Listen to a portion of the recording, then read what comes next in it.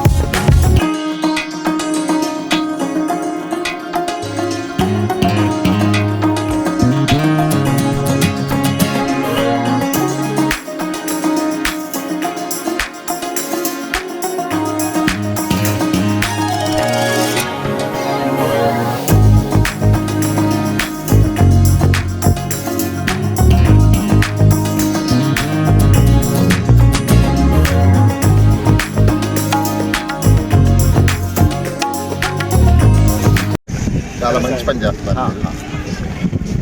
చదువుకి చాలా ప్రోత్సాహం.